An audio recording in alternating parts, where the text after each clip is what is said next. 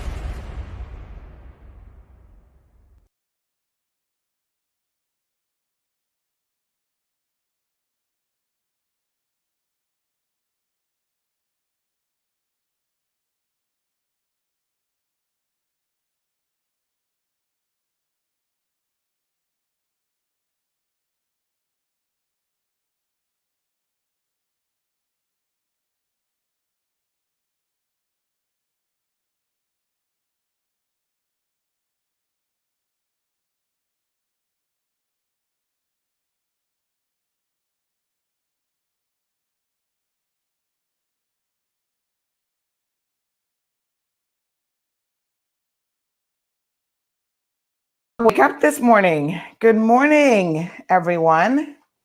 You guys are sleeping in bed. What is going on? Yasmin, thank you so much. Good morning to the beautiful Yasmin. Yasmin says, good morning, Sandy, and have a blessed day.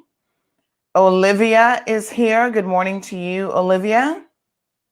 Mitzi is checking in. Mitzi, how is quarantine going, girl?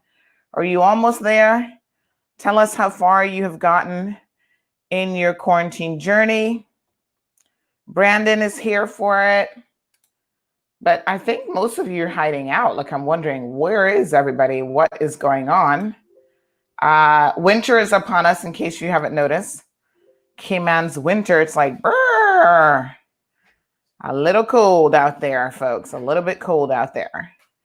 So is that where everybody is? Are people like hiding out because it's really, really cold? Brandon is checking in. Barbara, likewise, is checking in from quarantine. I'm making sure my internet is working. I guess it is. Just seems a little bit slow today. Lynette, the beautiful Lynette, is joining us. Thank you so much, Lynette, for tuning in. How you doing? Atlas says, good morning. Check my attendance report. He is checked in all the way from the UK. Atlas, what part of the UK are you in, by the way? I'm curious to know. Miss Darlene is here. She is checking in with us from the UK as well. Good morning, Miss Darlene. How are you? What is the weather like in the UK at the moment? It's chilly here in Cayman. Well, you know, our chilly is like 70 something degrees. So a lot of people are saying to me yesterday, it was like, I think it was about 70. Oh gosh, let me check and I'm going to tell you here in a second. Maybe 73-ish or so. It was, curious. Oh, I was. Miss Darlene is here. Why am I getting feedback? Alric, are you listening to me? How are you? It was, oh, somebody's listening to me somewhere else. Why am I getting feedback? Okay, hold on. I think that might have been me. Not good. I'm listening to myself.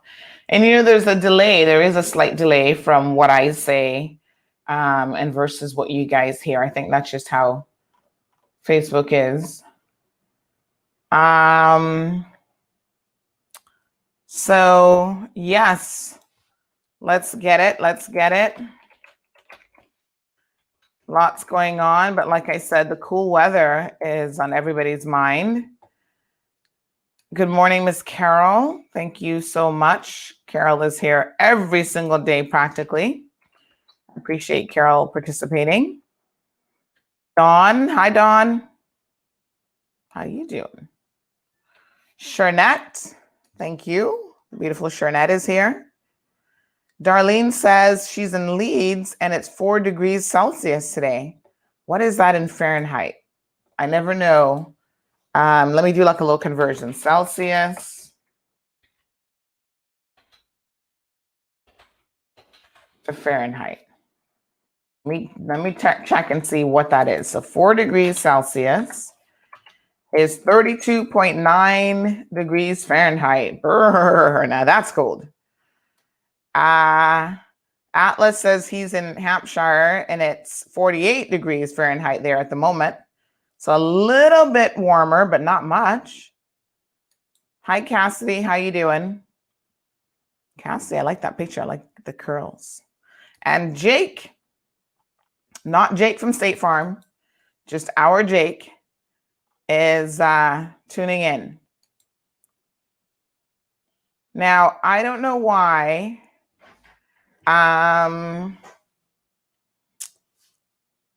Facebook is trying to torture me, but I swear to you in the last week, I have received more reminders about Coco from Facebook. You know how Facebook does those memories?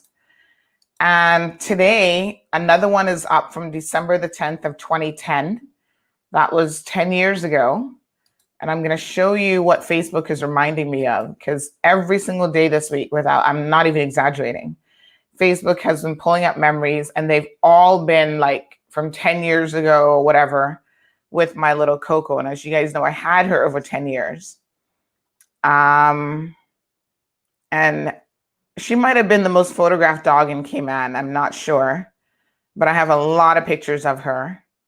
And so I want to keep her memory alive and show you guys some pictures. So look at this one. This was Coco being mischievous. So she did have a little bit of a mischievous side, as I think most dogs do. You know, she was the most curious dog that I have ever had. And she's actually the first kind of small breed dog that I've had. Like, I always had bigger dogs, right? So I don't know if that's part of why she was curious. I don't know if a lot of small breeds dogs are very, very curious, but I found even when I would babysit you guys know what I mean, dog sit other dogs, they were never as curious as her. She was always like into everything. Like literally, if she walked into a room or a new environment, she would go sniffing out every single corner of that room or house or whatever. And I always said that she would make an ideal like drug dog. You know that drug task force all over the world do use small breeds. And I think it's more the poodle in her than the Shih Tzu, but they use poodles a lot. They use like full size poodles and so on to,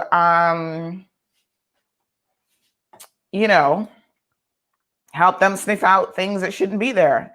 And she was just naturally like that. And I wish sometimes that I had, trained her a little bit more in terms of those skills, because boy, she could find anything. Like, don't try hiding her stuffed animals.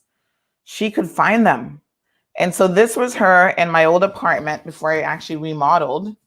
And I even forgot that she was there before the remodel, but I can look at the cabinets and the tile to remember that, yeah, she was there during all of that. So this is the remodel phase. And she would literally go in the cupboards and be searching around for stuff. I don't know what she was looking for, but she was just very, very inquisitive. Like, she wasn't just lying down lazy and whatever. She was into everything. And like I told you guys, she had an obsession with stuffed animals. So heaven forbid that you had a stuffed animal, because she would find it and think that it was her toy.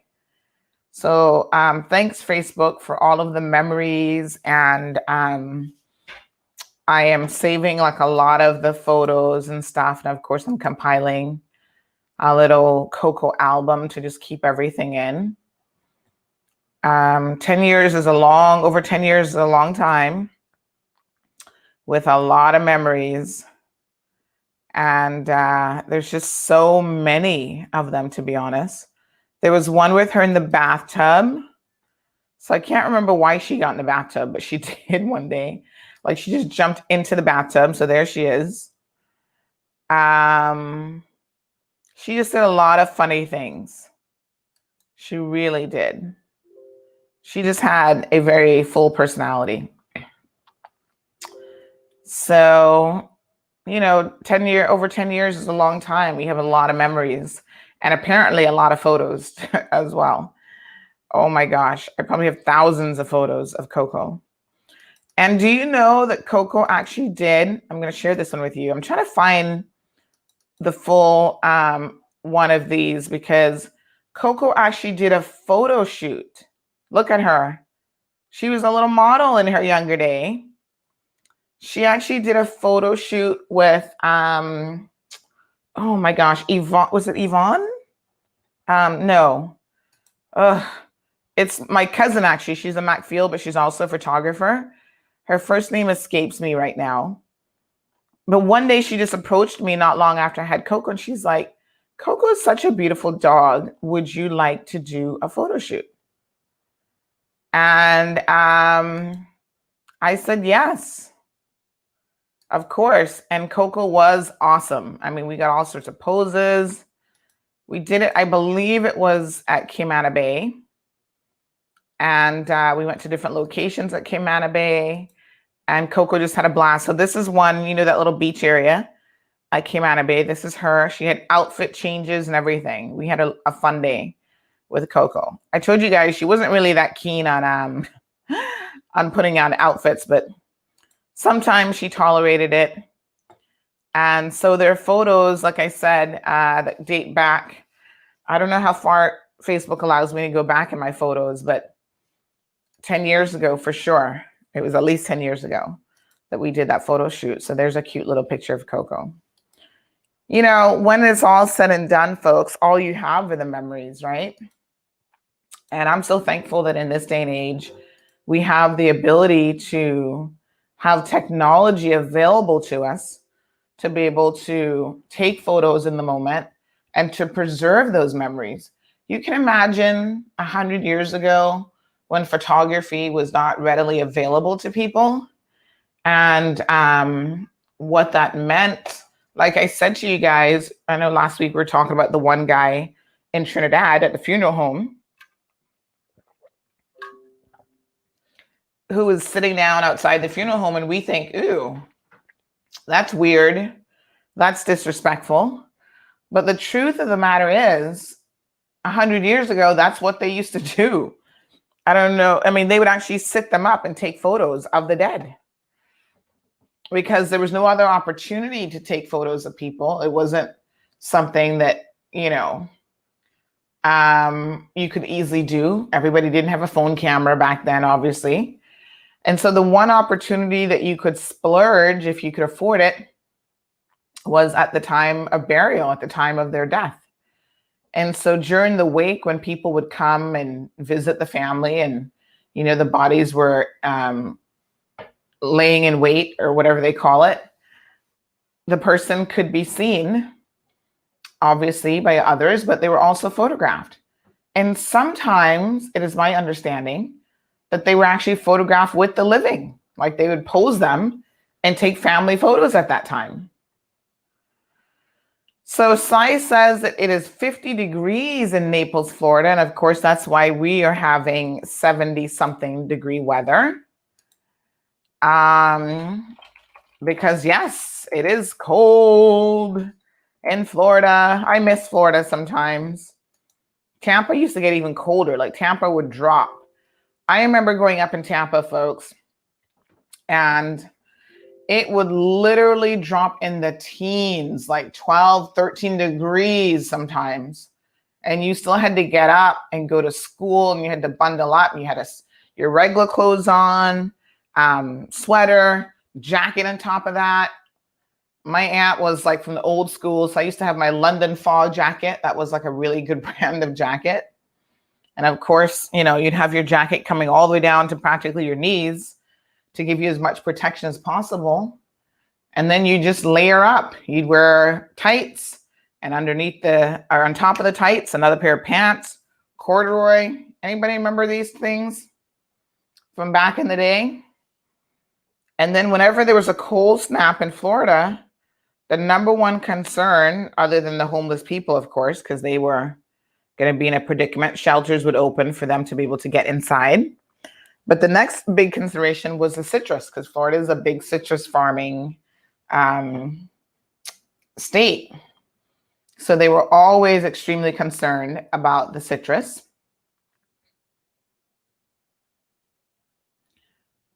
So Irvlin says, looks like how they all are. OMG, my Coco is a cleaner, a sniffer, and she's very inquisitive and clingy. Yes. Maybe that's part of the breed. I don't know. But I always thought Coco was a little bit more than other dogs that I've seen. Like she took it to another level. Oh my goodness. She was so funny. But we had a lot of good memories. And she was I used to have fun photographing her because she had like different looks. So depending on, how she was shaved, sometimes she'd kind of look like this, which was medium. She didn't have too much hair, but the face was a little bit more fuller. It wasn't cut down. Isn't she a gorgeous little thing? And then other times we'd like shave her down, but listen, this dog went everywhere. She went to the beach. She just had an awesome life. Like I can't really say that I have any regrets in terms of that. She's been to Cayman Brac. She didn't care for the plane ride too much, but she tolerated it, but she loved the Brac. There's a different freedom in the Brac that I think she really enjoyed. Here's her Pirates Week outfit. So she was enjoying that. So lots of awesome memories. I'll share more with you guys. Of course, lots of Christmas pictures and so on.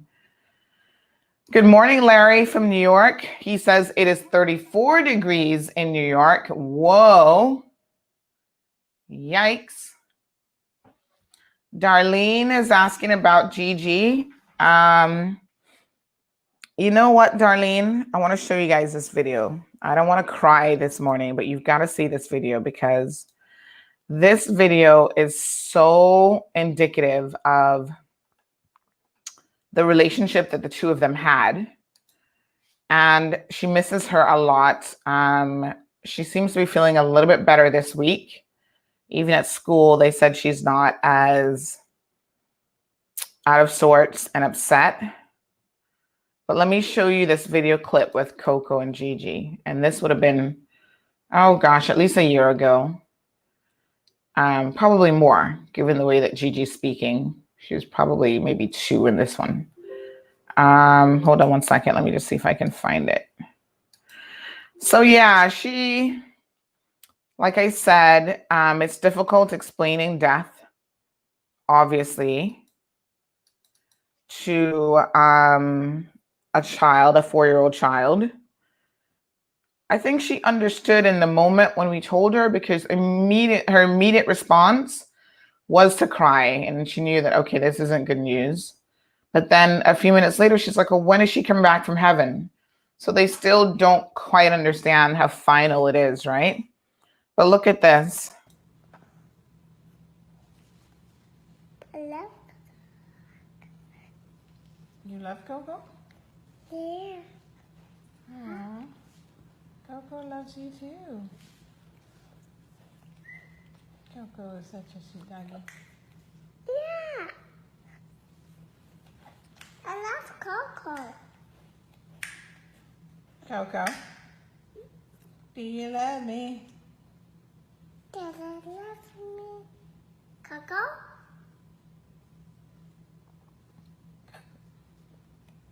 Where's Coco? Coco's right there. Coco.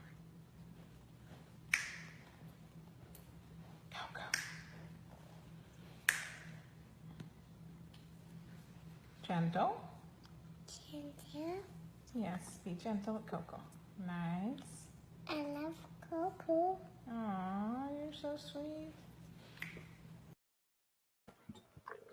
So she was saying how much she loved Coco. And I was telling her, it was kind of hard to hear in that clip, but I was telling her that I think Coco loves her too. I'm pretty sure she did. You saw her doing one of the things that used to drive me crazy is her incessant licking. Like she would lick a lot and I'd have to snap her out of it. Like, Coco, stop licking me. So good morning to Debbie. Thank you so much for joining in. Melita's here. Larry's here. I feel like your numbers are reporting really low, but I do feel like there's more of you logged in than what our numbers are saying, which is weird. I'm wondering if there's a little bug in Facebook today, because all of my regulars are definitely here, and yet Facebook claims that only 4 of you are watching, and I know that that's not right. So it happens, you know, Facebook is software driven, folks. So sometimes the numbers just don't look right. So I've heard of this happening before. I don't think it's ever happened to me, but there you have it. So Melita is loving the weather. Good morning, Jeffrey. How you doing? Melita says she is loving the weather. Absolutely loving it. Marshall from North Carolina, do us a weather check, Marshall. What's it like in North Carolina? Tanya says, Sandra, please. I lost my 2 dogs from home in Orange Drive, Prospect. Oh my, I'm so sorry, Tanya. Very sad to hear that. Yeah, Melita, I was actually just saying that I don't know why, but recently a lot of memories have been popping up on Facebook. I just got another one again this morning with Coco. So it's like Facebook is trying to torture me and pulling up all of my Coco memories and reminding me of them. So good morning, Miss Beulah. Good morning, Sue. Thank you so much for tuning in. Good morning, Morna. Hi, Dawn. Hi, Debbie. How you doing, honey? Jennifer is checking in with us. Yes, Debbie, sometimes Facebook is really off. But you know what? It's the best way that we have to do what we do. So I know the numbers are totally off this morning, because if I'm just counting those of you who are here right now, that's way more than the 4 that Facebook claims is on. Oh, well, what can you do? Jeffrey says that Cayman is now starting to feel like New York. Wonder if it's going to snow soon here. Boy, the day that happens, we know climate warming is for real. There's no joking about that.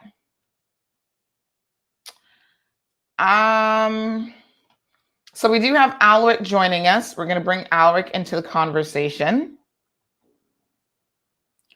No, Morna, sometimes I actually turn the camera off, like when I'm showing videos or pictures, and I've got other things that I'm doing, and I can, with one click of a button, I can bring it right back.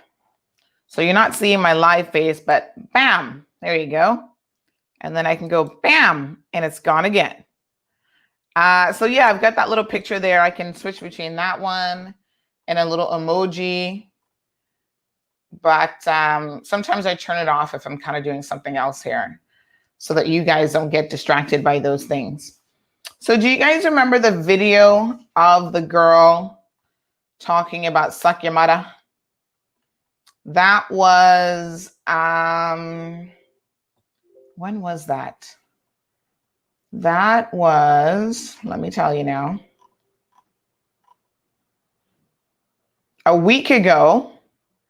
That video now has, I tell you what, if you guys can guess, without going over, how many views that video has. Remember I told you guys that we've got some CMR merchandise on the way. So let's play a little game this morning. I've got some CMI merchandise on the way. So if you can guess the number of views that that video has had, it's from a week ago when we uploaded it on Facebook. Take your best guess and let me know.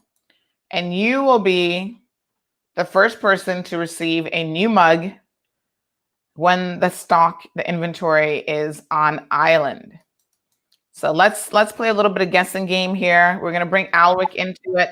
Alric, you're not allowed to guess though. I think you'll get a mug anyway, so you can't guess. So let's have some guesses. Let's play a little game. Thank you, Miss Sue. Atlas says Facebook algorithms are designed to poison our behaviors, according to Facebook scientists, at least. Yeah, she broke some records, that's for sure. And you know what? I messaged her because I told you guys she called and she said it was such a big joke. And I said, wow. I said, girl, you've really gone viral. And then she said to me that apparently at some point she had contacted us about sharing her videos and we never did so. And now she's going viral for all the wrong reasons. And I'm just like, what are you talking about? First of all, I don't remember that, but that's not the business that we're in. We're not here to help you go viral. I mean, you know, she said, I wanted you, I asked you to put up my work on your page so I could get my work out there. So I don't know what she meant by that. I don't know what work. But I don't know if it's, you know, this video or other work. I have no clue what she's talking about. 5,000 is the first guess. Anybody else willing to wager a guess? Let me tell you, Melita, you're not even close. It has way more than 5,000 views. Let me put it in context for you so that you can start guessing a little bit higher. Over the weekend, you guys know that we streamed the Peter Castle event. The first video that we streamed, or the second video, which was the longest one, almost 2 hours, that we streamed for Peter Castle has 6,600 views. You guys remember when Cindy responded to Carrie Tibbetts? Cindy's video has 16.6 thousand views. Ooh, Cindy was hot, girl. Her tutorial, which was kind of like a makeup tutorial slash setting the record straight. Debbie guesses 1 million, so nope, not that many. Debbie says 2.3 million. Nope. Atlas is a little bit closer with 70,000. He's in the ballpark. Jeffrey says 23,000. You'll go a lot higher. So Atlas is the closest so far without going over. So let's see if we can really get it a little bit closer to that. So Marshall says it's really cold here at 38 degrees. The high will be 52 today. So 70,000 is close. Nope, you got to go higher than 70,000. So Melita is guessing 20,000. Keep going. So yeah, you know, a lot of her videos, like when we do the daily show, I think on average, it depends on the topic for sure. But show topics tend to be around 3,000. But some days we have way more than that. So it really does depend. Kilwana, you're getting closer. Atlas just guessed 76,000. Kilwana said 82. Melita said 50. Morna, ding. Morna, you are our winner, girl. Here we go. I don't think you're going to get much closer to that with the exact number, but Morna has guessed 97,000. And Morna, you are correct. 97.6 thousand views. So Devi came in second. So Devi, you'll get a mug as well because you and Morna came in almost at the same time. Morna beat you to it in terms of typing it in, but you were both very close. Debbie, you went over. You were under by a bit more. Melita is now in the ballpark. So it was 76. What did I just say? Give me 1 second here. 97.6 thousand views. So almost 100,000 views. And folks, that is so crazy for a video of that caliber. We didn't even promote it in any way. It was just organic views.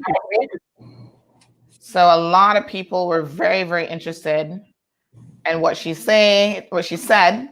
Some people were on both sides of this. Like some people are like, listen, what she said was the truth and they don't see anything wrong with it. Some people said that we were actually misinterpreting what she was saying. So she wasn't telling us to go suck her mother. She was saying that if you tell a Cayman that, they run to immigration. So the vast majority of people, though, I think thought it was over the top. Apparently she's a nail tech at a local salon.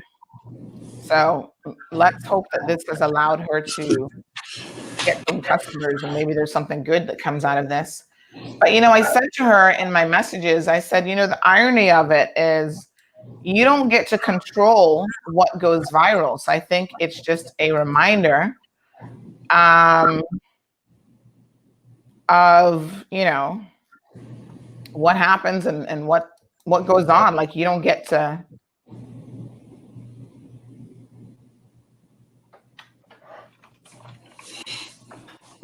decide what goes viral.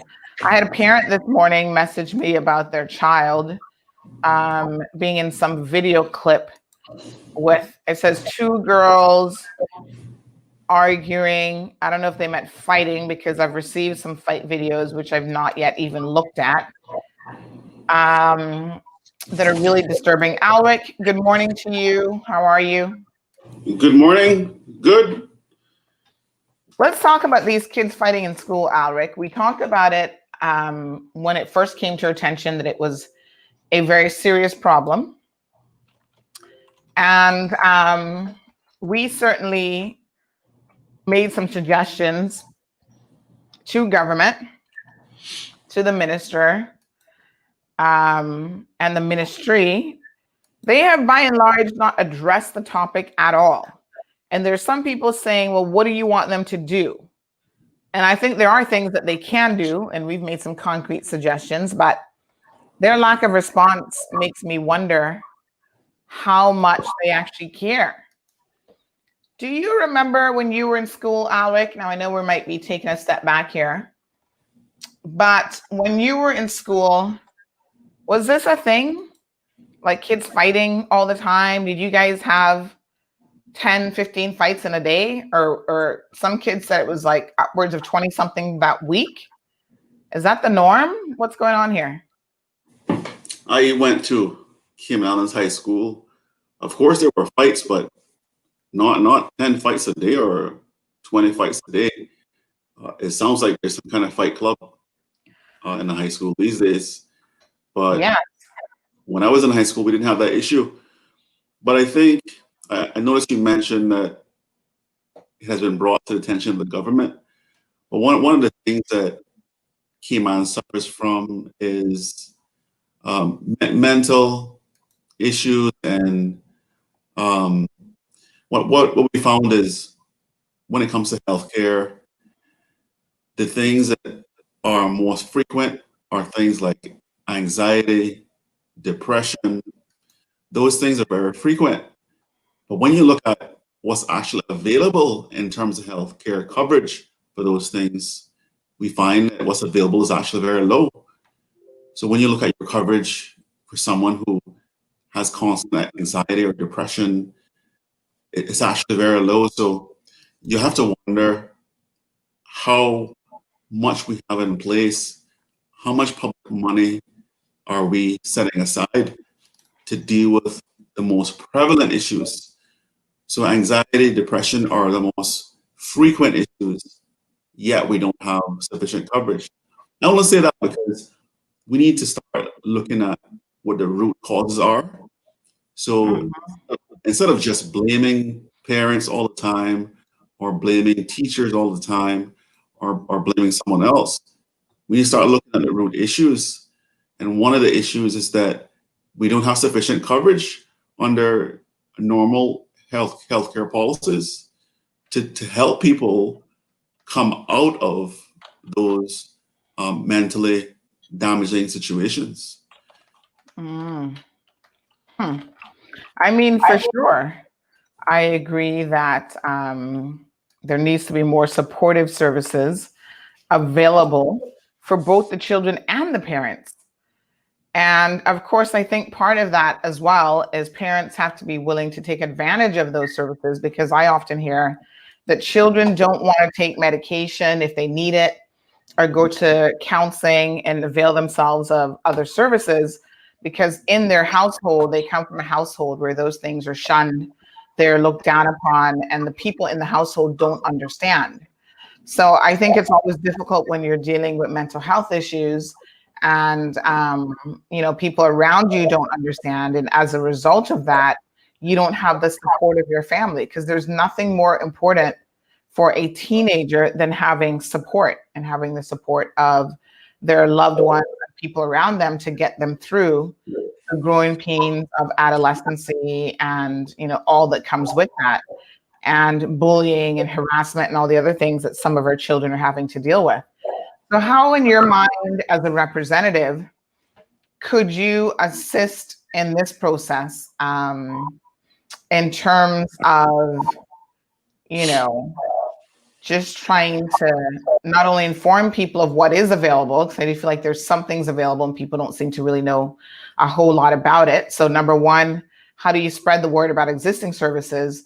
And then what would be the plan to get parents and children acclimated and more on board with what is already there? Yeah, I mean, the government has various programs, but the issue is some people are actually not aware of the programs that are available. And the other issue is that some parents are in a situation where they might have a low income, and then they have to make difficult choices.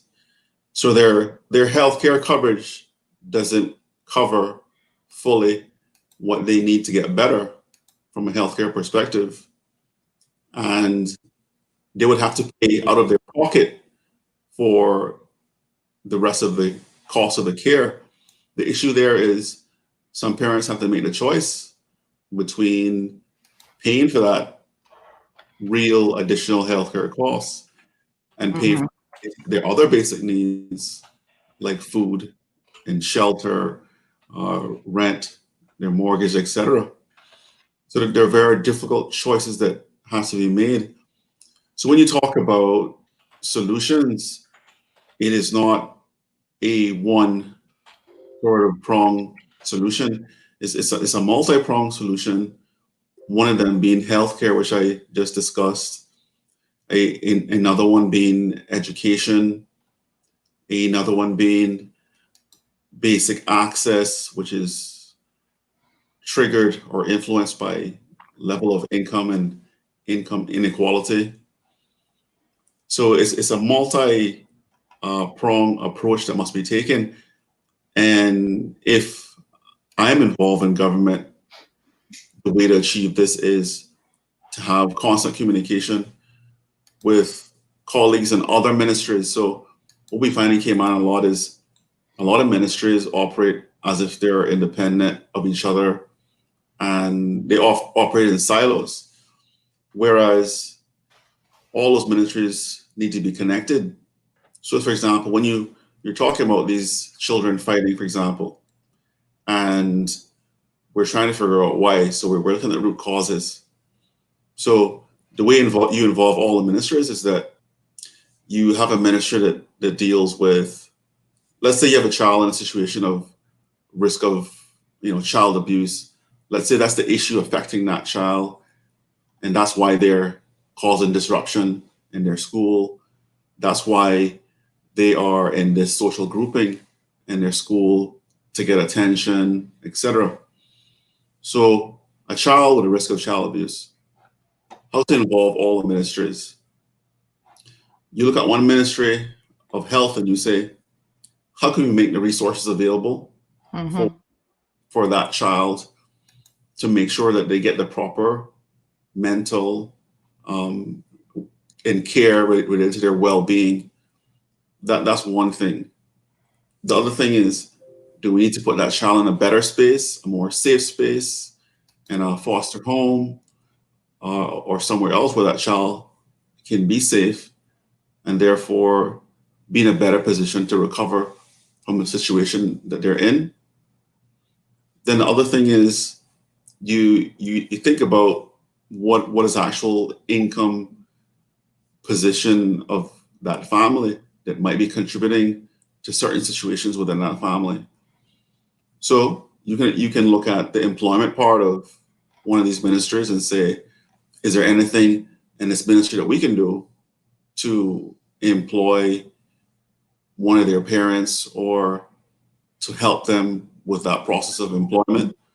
So for me, to keep it short, I know you say politicians speak so much. So to keep it really short, we do need to start working together.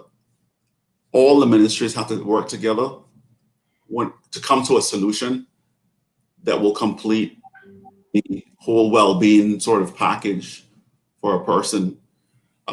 So that's the way I would approach it, is to have all the ministries working together to come to a solution and to raise awareness and to provide resources for our people that are having these issues. So Yeah, I mean, obviously the MASH unit has attempted to some extent, when it comes to child abuse reporting anyway, to put all of the different agencies under one umbrella. That's why the multi-agency hub was created. So that, I think, was a positive step in the right direction. But I do think with other issues like this whole fight issue, like no one is talking about some of the concrete things. Even Miss Sue says that her daughter went to school with Alric at Cayman Islands High School, and it wasn't like that then. I do think that as parents, there is also a disconnect. Like a lot of us who may have gone to school 20 years ago are trying to use our psychology from 20 years ago on these kids, and it just isn't the same. So by and large, there is a disconnect with our young people. And Alric, how do you intend to bridge that disconnect? And how can other parents, you're also a parent, hope to stay relevant and stay in tune with what's happening with younger generations? I guess every generation feels like their parents don't get them, their parents don't understand them. But I think, when I look back and we start talking about some of the things that may have worked for us, I think fundamentally, maybe the fundamentals don't change, but the approach to how we deploy these solutions probably has changed. A lot has changed in 20 years. And one of the biggest things in my mind that has changed during the course of that time is actually technology. And I'm sorry, but when we see young people resorting to putting their fights online, and that is a thing, we have to understand that part of the issue here is that young people are getting a kick out of the social media hype. They call it clout, that comes with, making their fights go viral. And there's a reason why they're putting this stuff out there, parents. And this is where now as parents, you guys need to pay attention and you need to make sure you're alert to what's happening.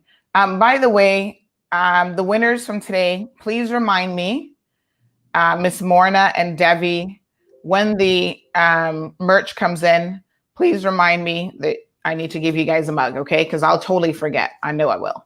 So here's a Instagram page that was set up, and you see the little guy drinking his tea, and he's trying to get the tea, and he's on the phone, and it says CHHST. Behind the scenes of CHHS, old account got deleted. If you snitch, you get blocked. DMs are open. Send us tea. And this, the 10 postings that were up on this page include, a lot of fight videos and that sort of thing. Of course, these accounts need to be reported and they need to be taken down. But Alric, when parents themselves don't even understand social media and they don't understand how to use Instagram, how to use TikTok, Snapchat, all these things that young people are into, how can they understand what clout is? Like, there's a lot of people, when I say clout, they're like, what does that mean? So there is an educational process that parents have to be willing to undergo in order to relate to their children, especially now when the technology changes so quickly. Well, what you say is right, Sandy. Internet and the digital age has changed everything. So there is actually a disconnect between the older generation and the younger generation. If you look at the younger generation now, a big part of their lives is spent on the internet. And so before, when we used to sit down and read the hard copy of things and do our own research and try to come to conclusions and work together, nowadays, someone will just go on the internet, and then the internet is like facts now, right? So some people just don't even check what they see on the internet. They just take it as facts. And the internet is so fast paced, what people see on the internet, so fast paced that, people will just respond to it immediately as a fact. And whatever they see there is what they consider to be real life. So like you say, some parents might not even be aware of how much Instagram is used or how other chat software is being used by children to communicate their ideas. Instead of children coming to you and talking about their ideas and resolutions, they're actually looking to the internet to resolve those issues. And when you mention these things, I wonder whether some of the reason for posting some of these things is to get attention. And if the child is looking for attention, then it's obviously a much deeper issue. As we see, the internet age not only affects these types of things, but it affects the economy too. When we look at the lockdown, for example, we saw that one of the big supermarkets did not have an online platform. So you imagine so many businesses in Cayman did not have the ability for you to be able to order products online. So yes, Sandy, I would say there's a digital disconnect. There is an internet disconnect between older generation and the current generation. And it's something that we need to think about going forward post COVID. We have to think about what the effect of this global digitalization of the economy will look like. And the more we have, the internet involved, maybe the wider the gap is going to be between communication between these parents and these children. So, like you keep mentioning, this whole digital thing is something that we have to keep our own people aware of, because as you know, even the digital age is resulting in machines taking over people's jobs. So we have to think forward, like you're saying, we have to think forward, we have to plan forward. What is going to be the impact of a digital age socially, which is what we're talking about now, and economically? We need to think about it. And I haven't really heard any long-term plans in terms of making sure our people have the right skills to deal with this new digital age and what we're going to expect in terms of impact on jobs because of digital age. But right now we're talking about the social impacts, and I share your concerns. I just think parents have to become more aware of the types of communications that their children are using on the internet and try to understand the issues that is causing. So, Sandy, you're completely correct. I mean, luckily we have something like Cayman Mile Road that tries to get these issues at the forefront, and that's why it's so good that you have a good following, because the more people that follow you, the more people that can have access to this information that you're sharing today. So thank you for always trying to share a positive light on things, regardless of what the naysayers want to say. Mall Road is a great resource for this type of information. Well, Alric, I'm solutions driven. That's one of the reasons I really like you, is I think a lot of times you don't just look at one side, which is, okay, these are the issues, these are the problems, but you also think about how can we fix it? And my brain, that's just how my brain works. Like the second I see a problem, I'm like, okay, let's find a solution. And I think that's one of the skills that as a business owner has really served me well. And I often say to people, a lot of businesses come about because someone saw a need for something, a need for a service or product, and then they're able to, implement it from there. So back in almost a month ago, November the 19th, when we were first addressing that week, because there were so many fights in our schools, again, kids were saying anywhere from 20 to 27 fights that week alone. Not only did we do a podcast on our Thursday evening addressing it, but I also came up with a short list, and this was mostly just off the top of my head, but a short list of some of the things that the government could consider. So these are suggestions, and listen, my suggestions are free. You can use them, take credit for it. I don't really care who takes credit for it. I think the most important thing is to address it. So the number one suggestion I had is no phones allowed in school. Simple. Because one of the driving forces behind this fight club mentality in these social media, accounts that we see coming up. Good morning, Elizabeth. is the fact that a lot of people, a lot of these kids are trying to get these accounts set up. So I have them messaging me, oh, I can tell you who's behind this account. And I'm like, okay. So there's a certain amount of clout that, again, is driving the acquisition of these fight videos, and by extension, driving people who want to be in the in crowd. And the way to get in the in crowd right now is to have a social media presence. Means that you fight other people and you get posted and you go viral, and everybody is like, oh, Diane is a badass, or Samantha, kicked somebody's butt, or so and so got their butt kicked, or whatever the situation is. So there's a level of clout that is there that these kids want. The way you address that immediately is no phones in school allowed, implement an immediate ban, no phone policy. Anyone bringing a phone to school will have it confiscated by security at the front gate, and it's kept in a safe area. And anyone found with a phone will be automatically suspended from school, written up, have parents brought in, the whole 9 yards. So this, I know, again, that we live in a technological era where every child feels like they need to have a phone. But why are your kids taking phones to school? There's really no real reason that they need that in a school environment to get the education that they should be getting. So that would be the first thing that I would say. Get rid of the phones. The other thing is anyone caught instigating or starting a fight will face severe consequences, including suspension. Because there are a lot of people who egg these things on, and you see it in the videos where they may not necessarily be the ones participating in the fight, but they are the enablers or the instigators of the fight. And I think that they need to be held accountable as well.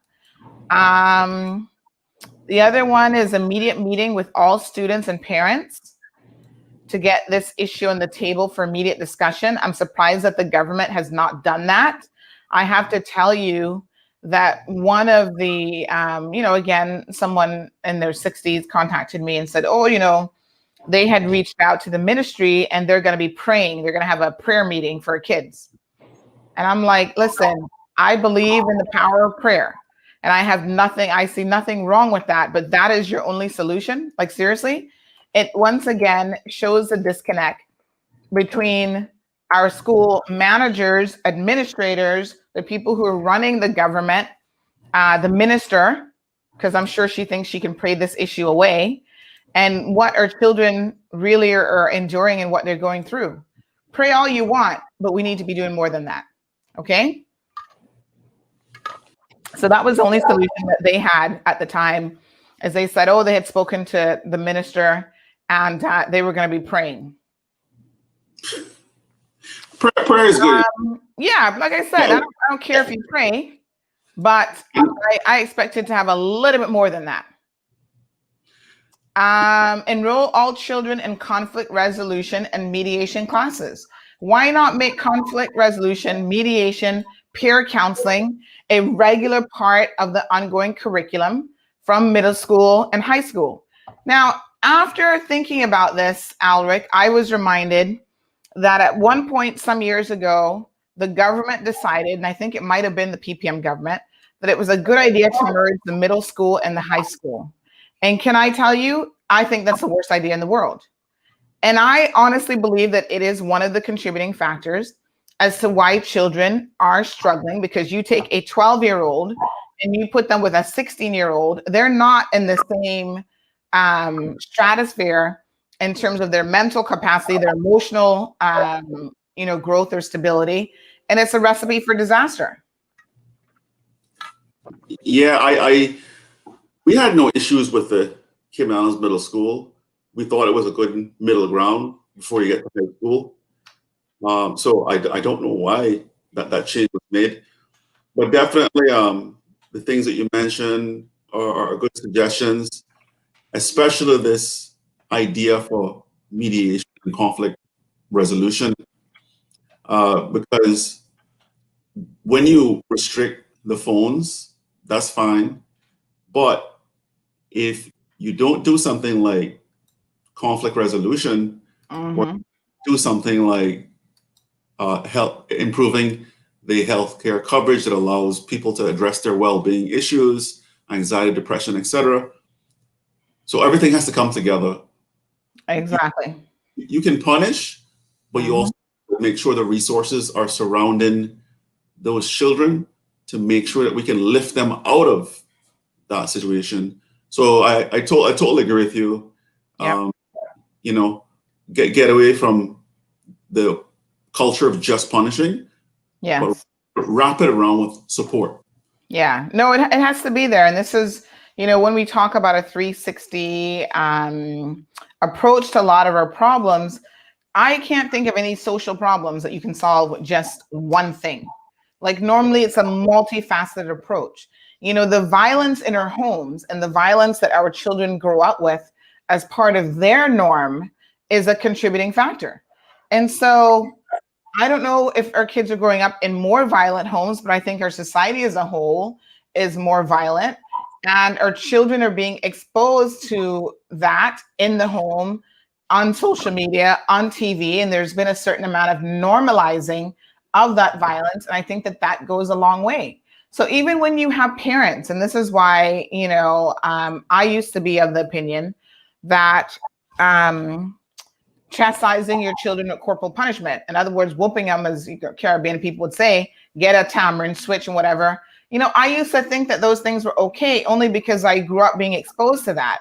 But the more I read the research and the more I started to educate myself beyond my own personal experiences, I have changed my opinion. And I do not think that that behavior is okay. And I think it sends a persistent message to our children that when someone doesn't do something you like, the way that you get them to submit and you get them to do what you want is through physical contact with that person.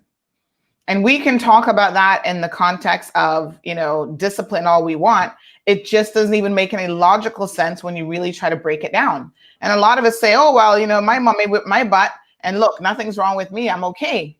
Well, I've never met a crazy person that didn't think that they weren't okay. You know what I mean? Like I've never met people with emotional issues that normally could identify those until well into like, okay, now I definitely need therapy kind of thing. And even then, a lot of people still cannot admit that they are broken and that they have problems and that they need professional help. So if our children are being constantly bombarded, Alric, with in the home, I'm going to beat you, or even domestic violence between parents and that sort of thing, the real question becomes, how can we expect any different from those children? That is their norm. That is what they're being exposed to on a regular basis. You have children growing up in households where I'm going to smack you and I'm going to then tell you I'm doing that because I love you. So when you go out in the I don't even want to say the real world, because obviously that's your home is the real world as well. But when you go outside of the home and you even get with some of these little boys who are trying to push you around as a girl, they're hitting you, and then they say to you, oh, I love you. That mixed message should be a red flag to anyone who's really thinking logically, but it isn't for most of us because we grew up in environments where parents have told us that our entire lives. I'm your parent. I brought you into this world. I love you more than anybody else will ever love you. But yet I can put my hand on you. I can beat you. I can force you into submission because I love you. I do all of those things because I love you. So you see how easy it is to translate that message when someone else out there hits you. And then in the next breath, they say, oh, but I love you. It creates a recipe for disaster as far as I'm concerned. And we are a community that very much believes in corporal punishment. And yet, look at how many people are incarcerated at Northward. Look at how many people have psychological and emotional issues in this community. You know what I mean? It is something that is pervasive, despite the fact that we believe in corporal punishment. And the two simply do not necessarily go hand in hand. So let's just read some comments. Atlas says, Mr. Alric for mayor. Melita says the parents of these children need to step up and show these kids who the parents are. I agree with that, but I don't agree with that necessarily translating into violence. I think that the way to do that is through, number one, you start from day one. Like I'm always surprised when I look at parents who say at 12 and 13, oh, my child has no manners. They don't have this. And I'm thinking, okay, what happened during the last 12 or 13 years? You can't start chastising a child and molding a child at 12 or 13 years old. It's like, what is the name of that tree, Alric, that you always see in these Chinese movies, where you have to prune it from day one for it to take its shape? The Bonsai. bonsai. Yeah, right. But there's a lot of trees that are like that. From the second that tree starts, for it to get its shape, you need to start pruning it immediately. And children are very much the same. The analogy is the same. You can't wait until a child is 12 and 13 years old to start letting them know that there are rules that they have to follow, because they're going to be like, rules? What are those? One of my favorite behavioralists, and I kind of say this a bit tongue in cheek, was Cesar Millan. And Cesar Millan is actually a dog trainer. He doesn't deal with humans. I mean, he does, but his primary focus is dog training. But when he goes into home, he actually says to the owners, it's not the dog that's the problem here. It's you, the owner of the dog. And dogs crave, he always said there was 3 things that dogs needed: boundaries, limitations, and rules and whatever. So a lot of times he found that dogs who had behavioral issues were suffering from owners who were overindulgent and who just didn't understand how to curtail their dog's behavior.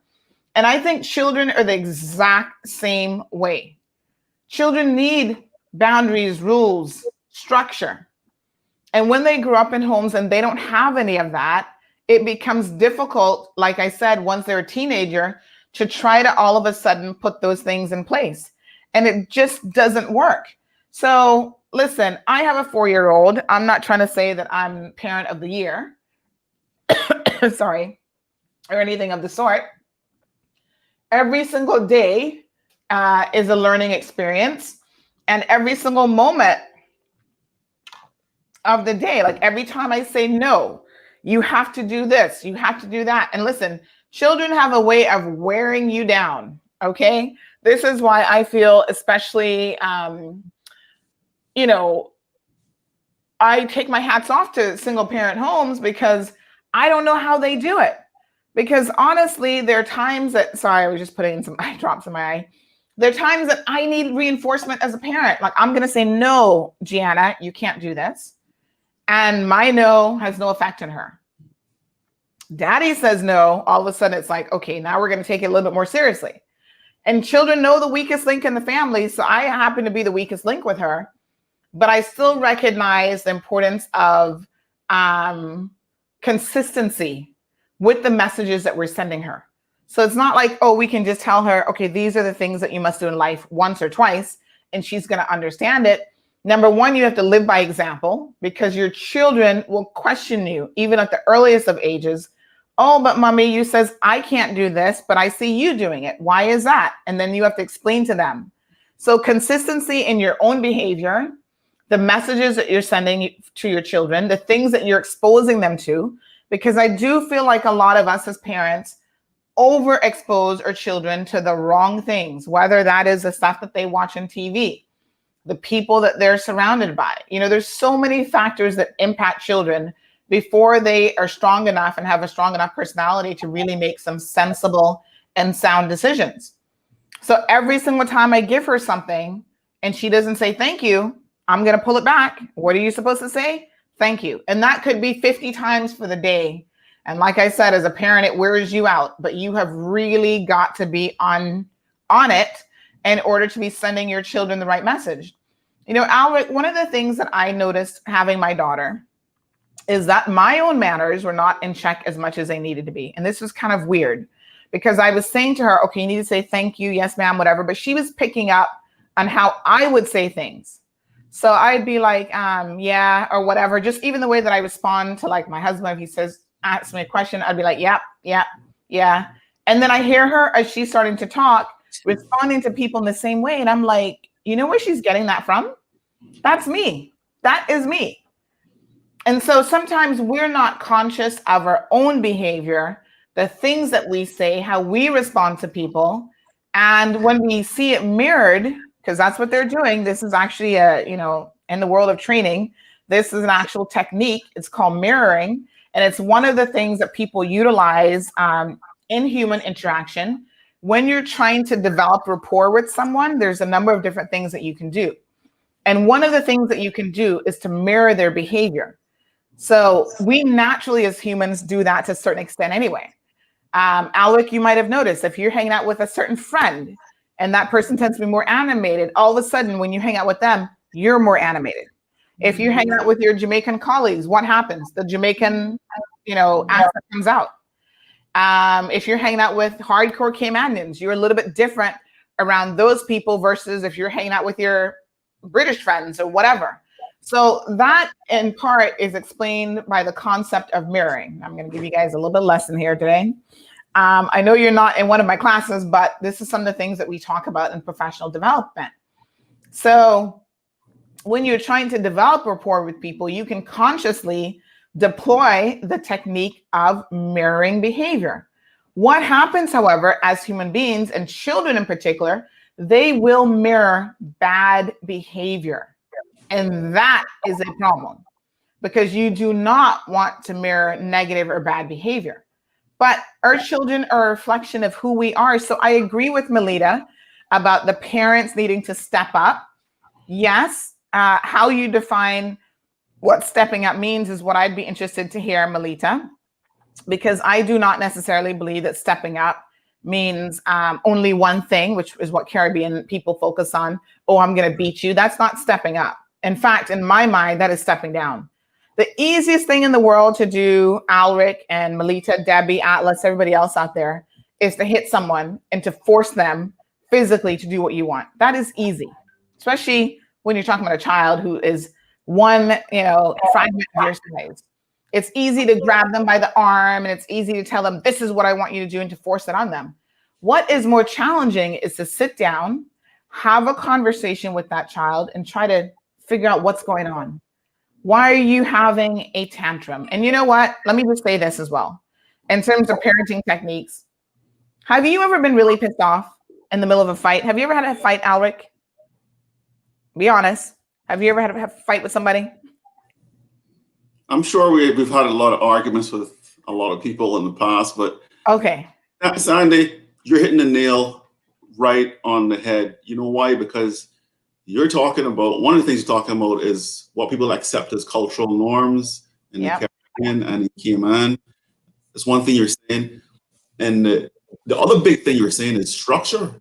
Mm-hmm. So if you are actually having good communication with your children and actually explaining why they shouldn't do this and explaining why that there are consequences for their actions, not just in their home, but maybe in terms of the benefits that they're going to get. Or are they going to be able to play Xbox? Are they going to be able to go hang out with their friends if they don't obey the rules? So there are consequences for actions. So it's not the quick response, you're going to physically hit the child. Mm-hmm. They're going to learn from that, like you say. Then they're going to learn that their response in the future in a conflict situation is to hit someone else. Mm-hmm. So like you're perfectly correct when you talk about culture and structure. So it's so important to communicate, like you say. Because let me go back to my question, Alric. I was trying to ask you if you ever had a fight. Have you ever had a physical fight? I mean, I've had one or two. Yeah. And I've had oral fights all the time. I'm sure you recognize, as well as your listeners, the worst time to try to have a conversation, like a sensible, logical conversation with someone, is in the middle of a fight, right? We've all been there. Like, your girlfriend is pissed off at you and she's yelling and screaming and whatever. Okay, honey, let's just sit down and discuss this. And she's going to be like, what the F are you talking about? So sometimes, and this again applies to children, they're in the middle of a tantrum. You feel like you have no control. What are you going to do? That's why physical violence appears to work, because physically grabbing them allows them to kind of snap out of it in the moment. But have you ever thought that maybe the solution is to let somebody have a tantrum, Let them curse you out and have their say. Let your girlfriend or wife go on like a lunatic for a minute. And then once they've come out of that and they pass that moment, you can then engage them in a conversation. So you can go back to it. And there are times that you've got to let time take its course. So you have to wait half a day or even the next day. And then you go back and you say, hey, honey, yesterday, that was quite an interesting conversation. What was that all about? What were you feeling in the moment? What was going on? How did I, contribute to you feeling that way? That's why therapists do such a great job. Because a therapist doesn't jump into the middle of your fight, Alric, as you're having it and be like, let's think about what triggers your anger in this moment. Like when someone says those words to you, why are those fighting words? Why does that tip you over? That's your tipping point. Why? Oh, wow. Because your parents used to degrade you and say these things to you, and you actually have anxiety issues or you have low self-esteem. So many of our parents, Alric, have been so incredibly destructive, and they don't even know that they're being destructive. Have you ever heard a parent say to a child, you're going to be just like your father?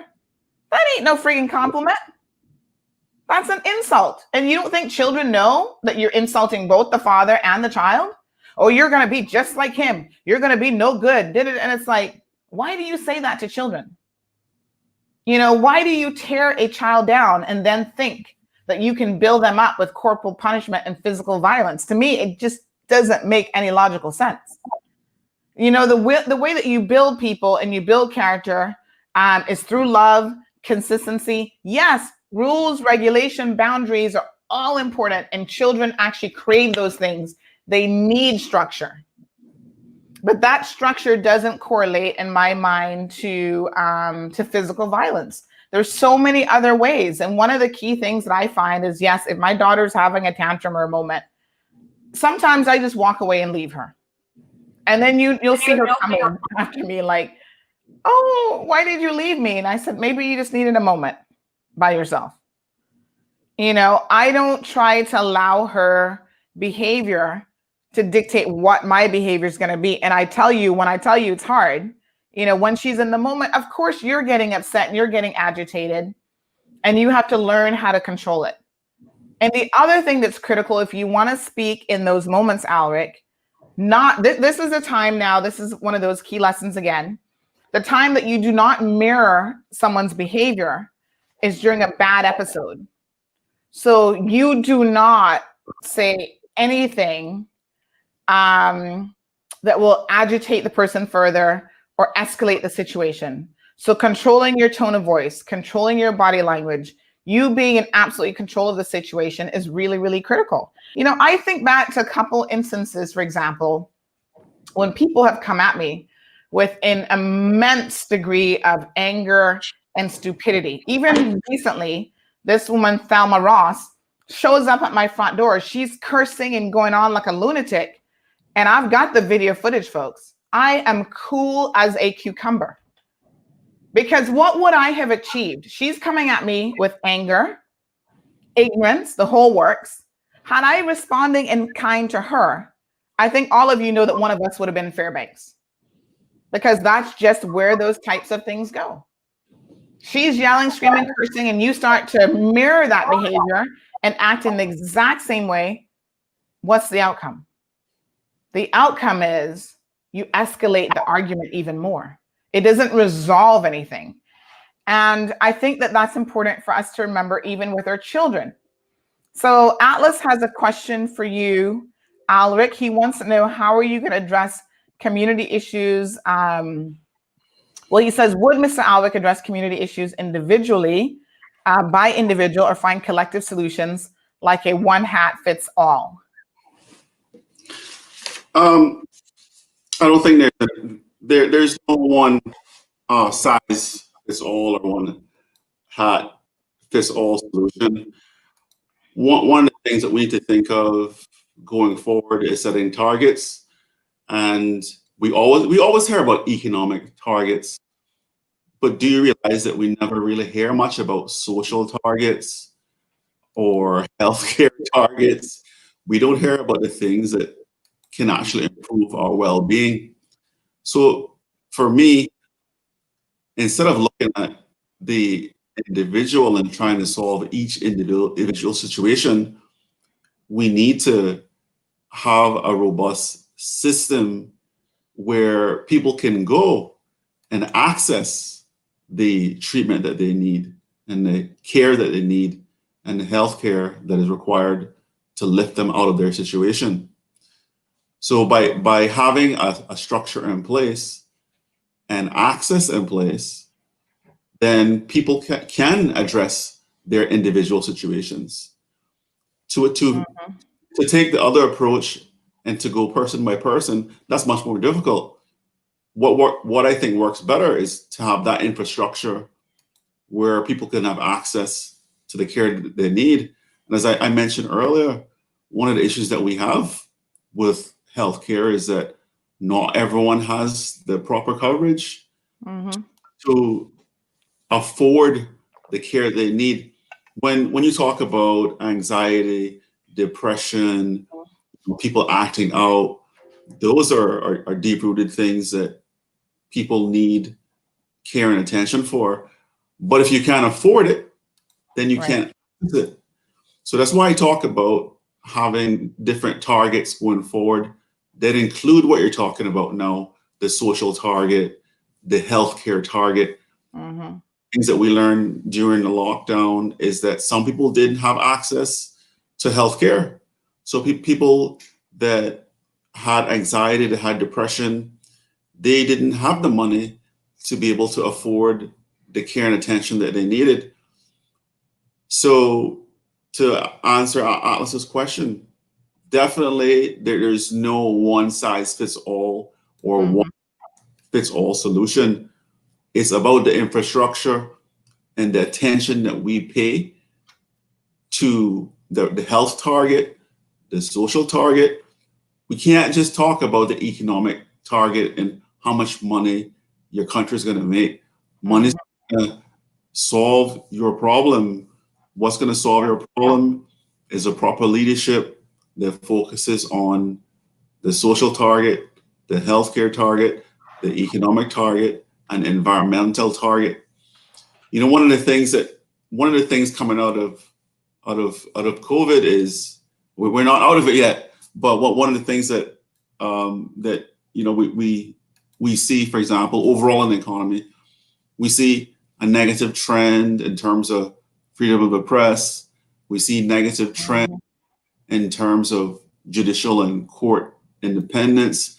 We see negative trends in terms of legal frameworks, negative trends in terms of constitution and freedom of speech and freedom of expression and people's rights. And you know, we have to think about what's the level of trust we have overall in the economy. So before COVID, I think we had a deteriorating level of trust in the government in terms of transparency. When we think about projects like CPR, for example, and CPR exposed certain things and exposed that there was a lack of transparency coming from the government side. So there was a lack of trust prior to COVID. And then during COVID, the level of trust grew. Why did it grow? Because people thought that the government, put in the lockdown quickly.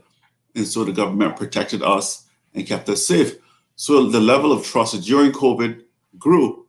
What happens to the level of trust coming out of lockdown? I think slowly the level of trust for the government, it has been going down. So while people trust the government for keeping the country safe, where now that we're out of lockdown, the level of trust is going down because people see that every time we express ourselves on your show, or every time you express yourself, the government goes back into parliament and says, listen to all that rubbish that we're talking about on a talk show. That is a deep rooted thing, because remember that freedom of expression is your right under the Constitution. Hear your own government at the top saying that freedom of expression is rubbish, that decreases the level of Yeah. confidence that we have in the government. It decreases the level of trust. And Yeah. then we see the type of legislation that they're putting in place that does not give Caymanians opportunity, but then they put in other legislation that give persons coming from overseas opportunities. For example, we talked about the Global Citizen Program, which allows people to come to Cayman and work remotely from home. So when we look at what the government is actually doing in terms of legislation as well, they're actually creating opportunities for other people, but not creating those opportunities for Caymanians. Look at the NICE program. It's a program where Caymanians can get work, maybe 2 weeks at summer and 2 weeks at Christmas. You can gather a list of hundreds of Caymanians for that purpose to clean the streets. You have that same approach to looking for jobs for Caymanians throughout the year and trying to raise their skill level throughout the year. But I've gone beyond your question. Yes. But the idea is and the emphasis of this show is really the social target and the health targets that we need to pay attention to. So hopefully the long-term plan that we see being discussed going forward is the improvement of trust in government, is the improvement and focus on not just economic targets, but environmental targets, keeping our environment safe, our healthcare targets and the social targets. We need our government to start thinking that way. Our success and our prosperity is more than money. It's a lot more than money. Well, it should be. It should be. That's for sure. Audrey, thank you so much. Crystal says that emotionally abusing children causes a lot of psychological effects, and finding a good therapist can be helpful. I wonder how many therapists we actually have on island that are accessible to the average person. And like Alric said, I mean, I think, therapists and emotional well-being, again, that has to be integrated. Like, even as employers, you should be offering 1 hour a week or 1 hour even a month for your employees to take advantage of those services if they would like to. I mean, it's one thing to give them hard training, such as computer skills and whatever, but how many employers are investing in the emotional well-being of their staff? When you have a lawyer who worked at Maples and Calder making hundreds of thousands of dollars a year can go to Cayman Bay and jump off of a building, you understand the psychological strain that people are under in this community. And then the law firm's approach to that is to send out an email to all staff saying, don't talk about this. Don't talk to anybody about this. So now you put the fear of God in your staff that they can't even express, oh my God, why is this really on the outward appearance? This mother, this wife, really nice person, actually. I remember I worked, at Maples when she first started. Super nice person. What would motivate her or drive her to the edge of taking her life? She attempted to take her life, and it was only by the grace of God and, the louvers, whatever they're called, being positioned in a certain way that broke her fall. Why aren't we talking about these things in the community? Why are we trying to hide when people have psychological issues? We have people who ran for elected office who are bipolar. They suffer from depression. They suffer from all sorts of issues. We're trying to somehow put those people in a box and put them in the corner. And that's not right. We need to have a more open dialogue, I think, as an entire community about mental illness, emotional issues, and so on. And that's why I take off my hats to Wayne Panton in the formation of the Panton Foundation, which focuses on those issues for young people. And, at some point, we're going to have Wayne on the program talking about how he got to that point. And it was unfortunate that it took an immense loss for him to get there, to recognize what young people are enduring and what they're going through. And I'm telling you, oftentimes it is right in front of us and we don't see it. So Miss Ethel, thank you so much for tuning in. Miss Ethel says, good morning, great topic. Blessings, greetings to you and Mr. Alric. Thank you so much, Miss Ethel. Ms. Sue talks about the changing Cayman culture, where it used to say, you had a village to raise a child, and now They are ignored. Well, there's so many factors again, Miss Sue, that have led to that. And a lot of it is our economic prosperity. Economic prosperity makes you not focus on your family. Let's be honest, because everybody's out there trying to get the next dollar, trying to have the biggest house on the block, trying to have the nicest cars. All of these things require you to either do two things: sell a lot of drugs and do something illegal, or get up and work 2, 3, 4 jobs and work immensely hard, trying to keep up with the Joneses. And as a result, who suffers the most but your family and your kids when you're out there chasing whatever? So there's a lot of factors, I think, Ms. Sue, that play into that. Janelle, thank you so much. Janelle says truth, and you would be surprised how much they understand and can reason when you speak to them. So again, going back to this concept that even at the youngest age, children have the capacity to understand what it is that we're saying through our tone of voice, body language, and our words. But do you know how little your words mean when you're having face-to-face communication? I think it makes up for like maybe 7 or 8% of your message. Isn't that amazing? So it's everything else. It's the tone of voice. It's your body language, your facial expressions. Those are the things that your kids are picking up on. Even babies know when someone is upset with them and they don't yet understand the language because of your body language, how you touch them, how you treat them. And so when you were touching in anger and you're grabbing a child in anger, yes, that energy, they're very much aware of what that means. And so I would like for us, I think all of us need to take more parenting classes, and how to deal with conflict, how to deal with young people, and offer those same teenagers, especially who may not have had the benefit of those things, offer that to them through school, through those types of things. So that's one of the things that I'd mentioned before that, in my opinion, would really allow us to address some of the conflicts that are happening in the school. There's other programs I think that are great. So yes, calling on parents to have greater accountability for the actions of their children. Every action has consequences, folks. Increased security and police presence is also important. So continue to develop a rapport of communityism with your security and police officers. I saw that one school security officer recently passed away, Mr. Werner, I believe was his name. And so many of those kids were commenting on social media saying, wow, he was like the best security guard ever. He was so nice. He was so this. Like, you don't find people who walk around with a big stick, hitting your kids on the thumbs. Like, they're not going to be remembered as being a great influencer on your children. It's the people who always show them kindness, and the person who, even when your children are acting out, show them a little bit of love and consideration. Those are the people that children, and even as adults, that we have the fondest memories of. Those are the people that we're like, oh, wow, that person was just so incredibly nice to me. And that has an enduring feeling. Someone is saying that they can't hear me anymore. Is it muted? It shouldn't be. You can hear me? Yeah. So yeah.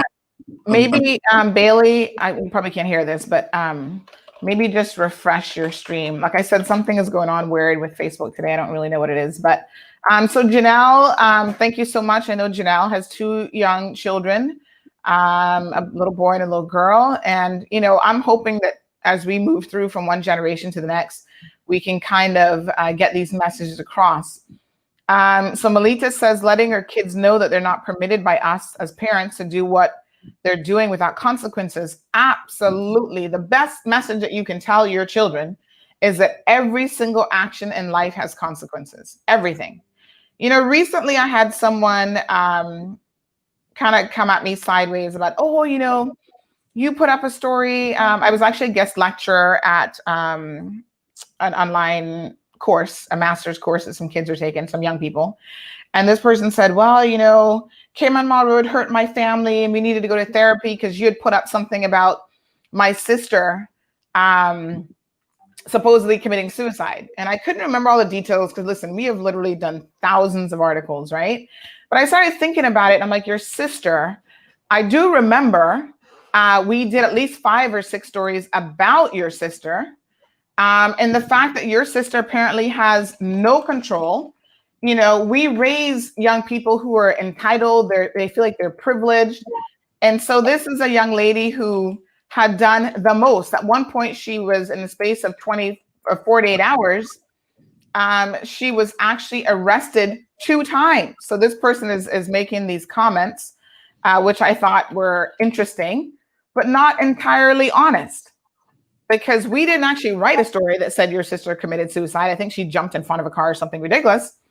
But when you go look the sister up, one story says Miss Cayman, second runner-up, assaults a carnival model. So she took a bottle and hit somebody in the head and busted her head open. That could have been the girl's eye, and that young lady could have been blind.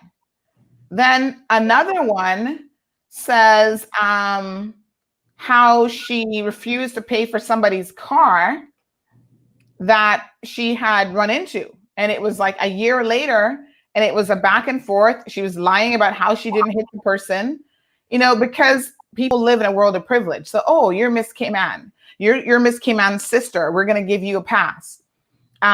Most people, let me just tell you what I saw in court this week, and this is something you guys need to know. You allow someone to drive your vehicle without a license and without insurance.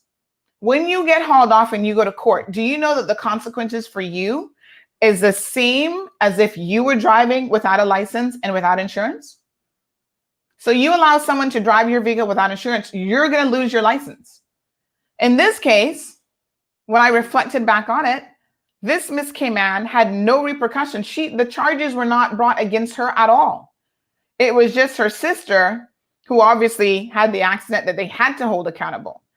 So sometimes it's like there are rules for some people and there are rules for other people, and that isn't right. And I don't care who you are in this community, the rules should apply equally to everyone. Beauty queen arrested twice in 48 hours.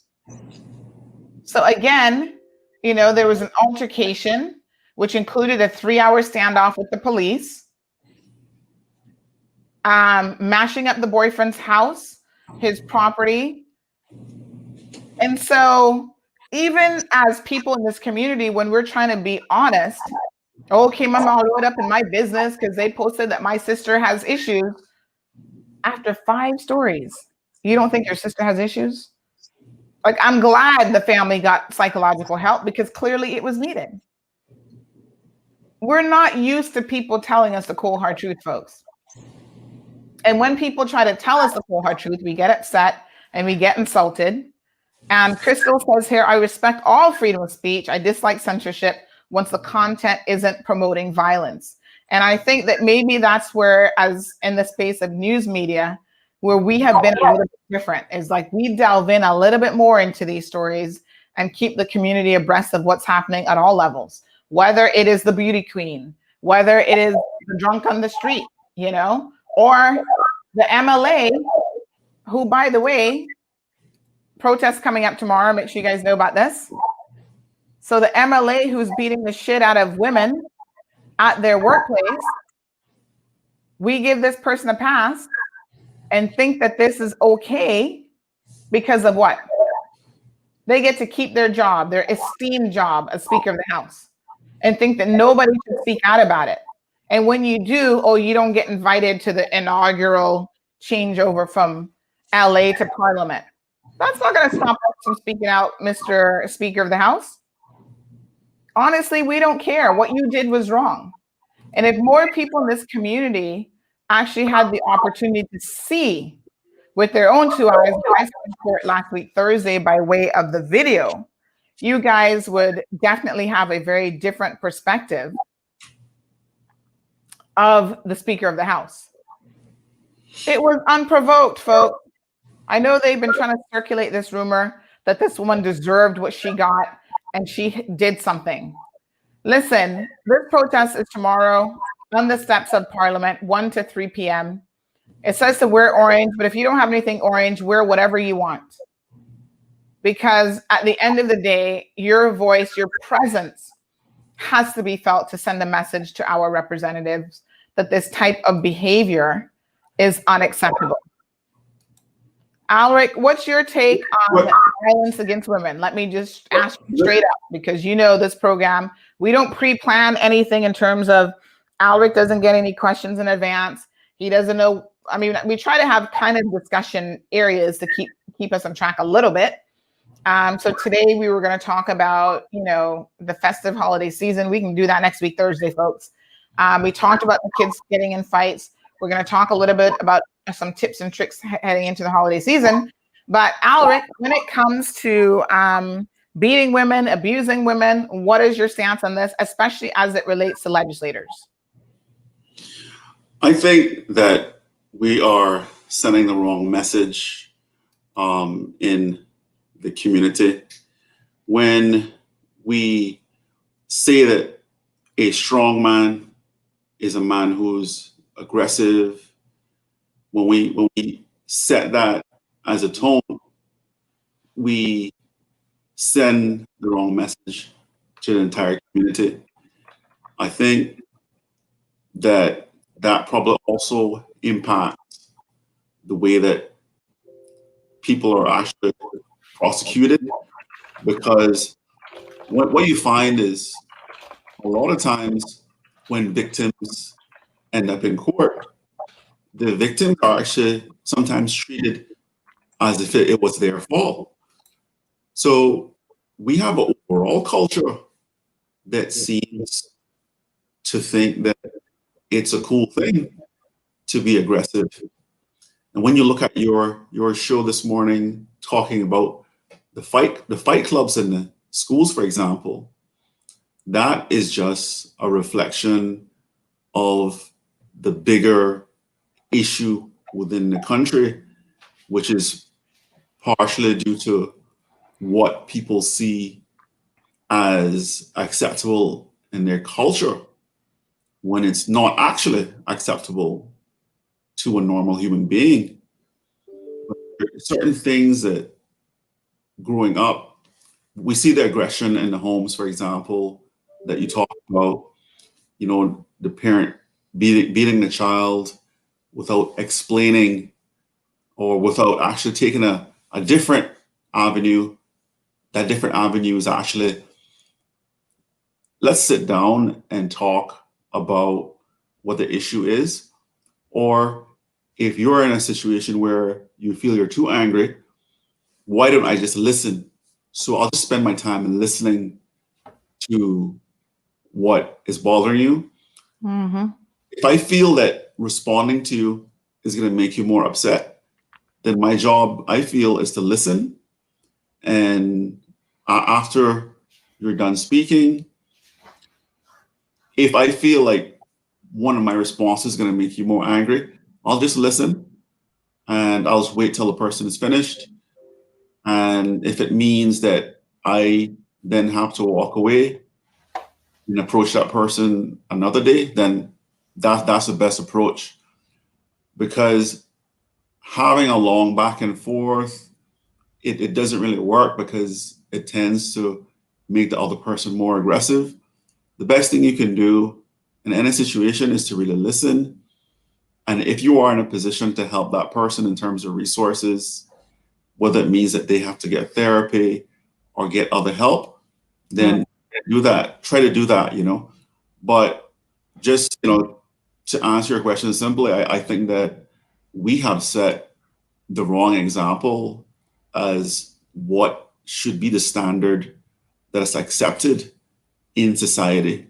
Mm-hmm. And like you say, part of the issue does start at the top. So Mm-hmm. when you think of children, for example, they're looking up to their parents, right? Right.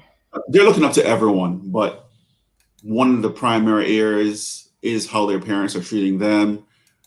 Is it a parent that's just going to hit them and not have a communication, not have to sit down? And then, like you said, they go into the schools and then they have their peers, they have the school teacher, the principal. And the most amazing thing you mentioned this morning was in relation to the security guard and how the children had, positive comments towards security guard. That is so very important what you said, and the power of what you said.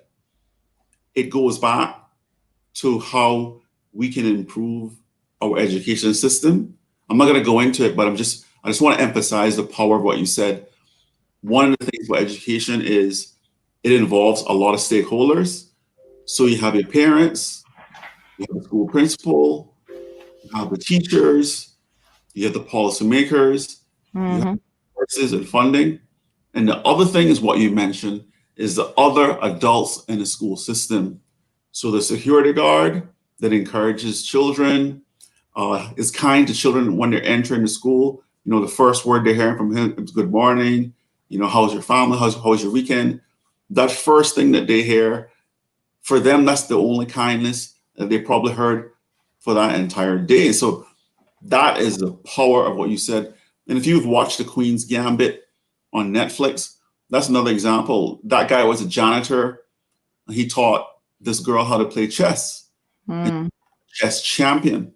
So what you said is so powerful.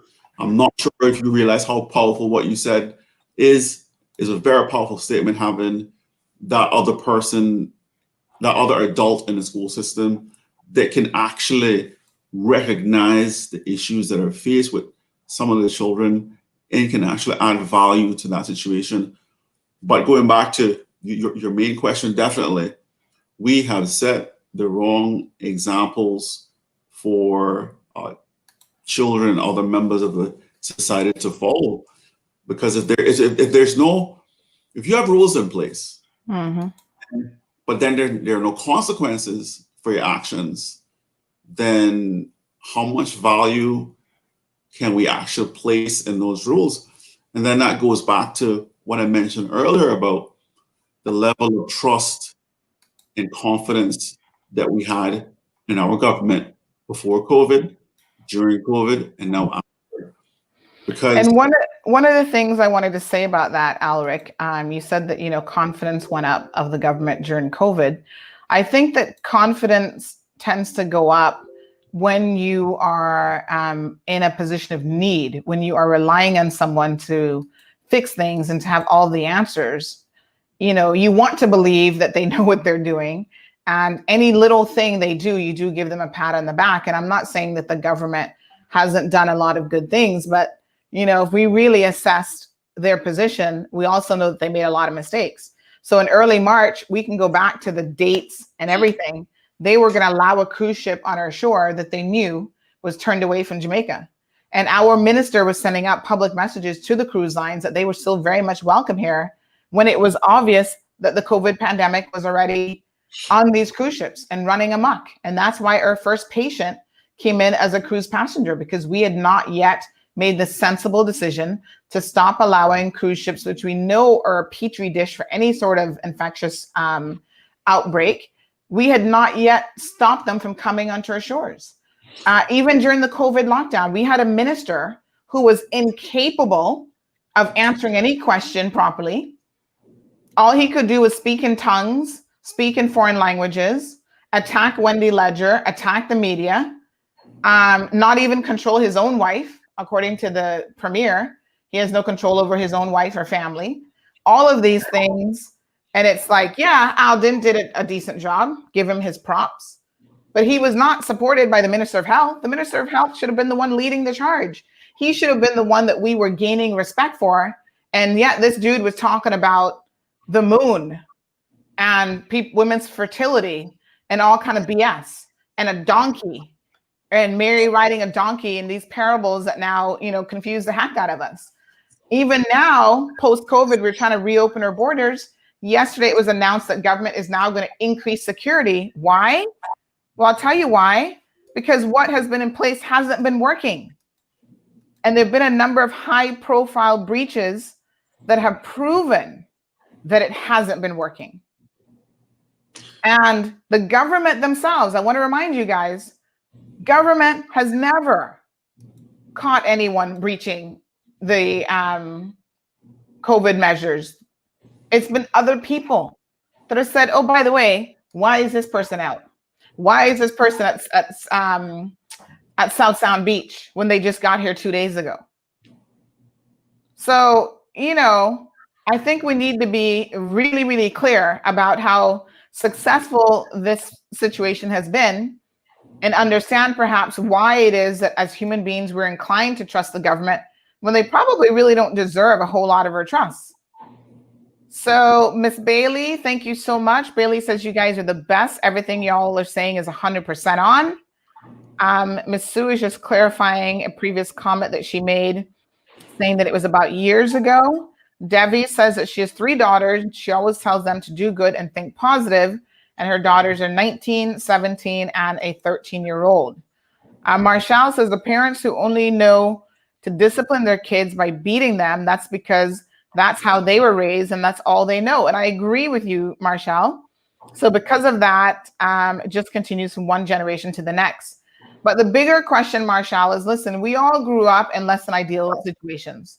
A lot of us grew up in abusive homes, emotionally, physically, psychologically, whatever. But you can never hope to do better, number one, if you don't know better. So I agree. A lot of times it's because people don't know. And that is why government has a responsibility to offer programs that people can avail themselves of, both in schools. Employers should do it. I mean, it should be easily accessible for someone to be able to get therapy, take parenting classes, etc. Because if people know better, they tend to do better. But if they just don't know, then they just don't know. And you can't fault someone really for what they don't know. And a lot of people don't digest and think about these things at a deeper level. Yeah. So let me show you a couple videos here. We've got one of a person who, I believe this is the correct video, who is now day 1 of their quarantine. All right, this is day 1 of quarantine in the government facility. This is my sister doing her Zoom calls because she's in makeup school. But they gave us a pretty decent room. This is one of the balconies, and this is the second one. So we have a good view of the golf course. It's basically 2 rooms put together. They have security and police driving around pretty much around the clock to make sure nobody trying to run and escape from the isolation, which is pretty crazy. But yeah, I just kind of hung out on the balcony today, watched some people play golf, and we had a couple deliveries. This was some groceries and some waters and stuff, and then they delivered our dinner, which is basically like TV dinners that are sealed up in these little containers. But I'll post another one. So a young man there showing us a little bit about what's happening now in quarantine. That was yesterday. Him and his sister, day 1. Security has been increased, but security had to be increased, folks, because of these unexplained and continual breaches. And like I said previously, we may know about 5, 6, 7 breaches, but the better question is, how many do we not know about? Right? So government has now increased security at their facilities. But, the persons who are coming in and staying at private facilities, that remains a concern. So 5 additional security officers have been added to monitor the exterior of the premises, raising the number of officers providing 24-hour security to 16. Keep in mind how many people are in quarantine, almost 1,000 people.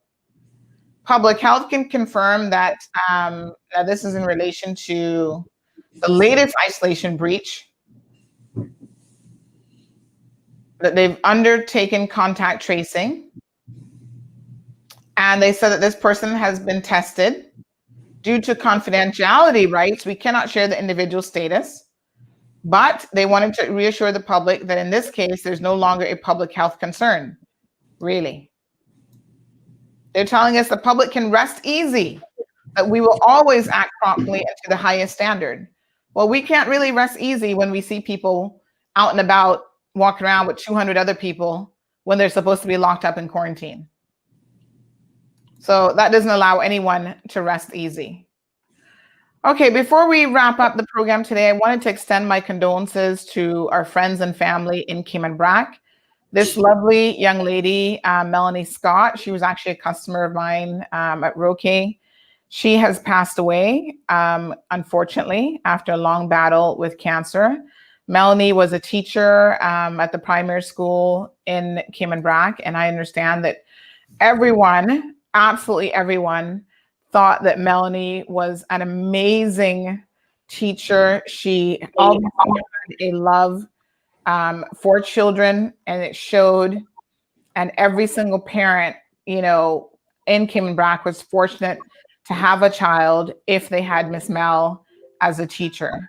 So she lost her battle yesterday, I believe it was, and our condolences go out to her and her family and friends. She was a deputy principal at, I believe it was Creek School in Cayman Brac. And it's just really, really sad. Very, very sad. She actually studied government and world affairs at the University of Tampa. And she also did reading and literacy at Walden University. So she is a Cayman Brac High School graduate. And so our thoughts and prayers go out to Mel's family and her friends and her colleagues. And Miss Laverne Dakins has also passed away. Now, Miss Laverne has been unwell for some time. And our condolences go out to Miss Laverne's family as well. You guys might remember Miss Laverne. She, every time I saw her, I felt like she was always out having a good time with family and friends. And unfortunately, she's also passed away. So our condolences go out to the family and friends of Miss Laverne Dakin as well. Some of you will know various members of the Dakin family. Let me just see if I can pull up. Once you see her picture, you'll recognize exactly who she is, folks.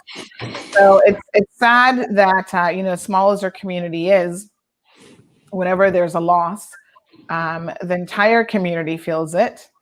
And, we try to be there supportive of one another. And this is when people really need that the most. So there's Miss Laverne. So Miss Laverne Dakin and Catherine, Mel, her middle name is Catherine, passed away within a day of each other, basically. So a lot of people in the Cayman Islands are mourning, and we do send out our condolences to those individuals. Now, I have been made aware that there is a plane that is coming to the island soon. Maybe this weekend is what I'm being told, to get supplies ready for Colombia. So a humanitarian plane will be coming this Saturday from Colombia to pick up donations for San Andres and Providencia, which got hit a few weeks back by a major hurricane, and they were devastated. Providence had something like 98% of their structures have been damaged. So the recovery efforts continue. And obviously, if you have any donations to make, we'll get more details on, where you can take your things to for that humanitarian plane that is coming. It's probably a military plane of some sort, a cargo plane. Please get your supplies ready to be sent to those people in Colombia. So we are our brother's keepers, folks. We have to help each other out wherever we can. So this evening, just by way of an announcement, normally we have a regular evening show. What we're going to do this evening is we're going to have an interview with the lady that Alric has been assisting. So we'll cue that in for 7 o'clock. So tune in for that. He has been assisting this lady who is being evicted from her home. Her eviction date is December the 31st, so the last day of the year. And she is a client of the National Trust, the Cayman Islands National Housing Trust, or whatever it's called, which is a government board that supplies housing options for lower income families in the Cayman Islands. So unfortunately, due to various reasons, which you'll hear during the interview, she has now found herself in a predicament where she will be losing her home, and she's looking for a new place, a new facility to go. And that potentially means that her family will be broken apart, because there's some adults living in the household who may not be in a position to go with her, depending on what she can secure in terms of new accommodation.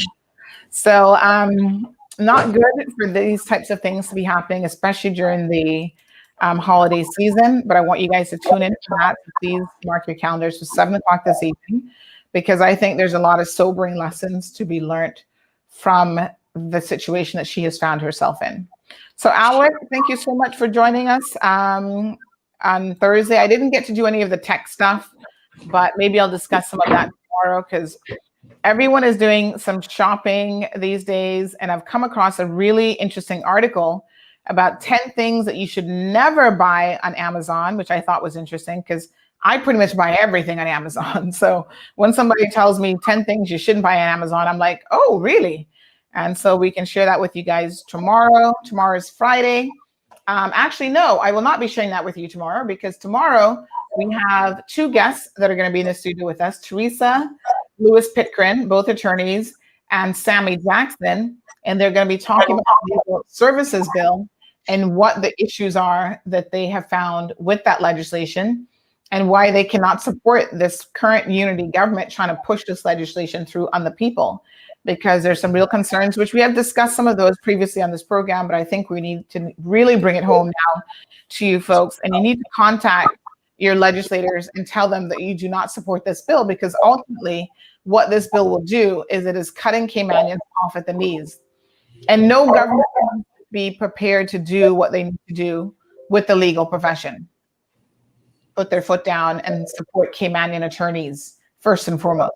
There are people here who become millionaires on the backbone of law firms and of the legal system here in the Cayman Islands, and our governments have facilitated that. But point to the 1 or 2 Caymanians that can even be equity partners in these law firms. Alric, final comments.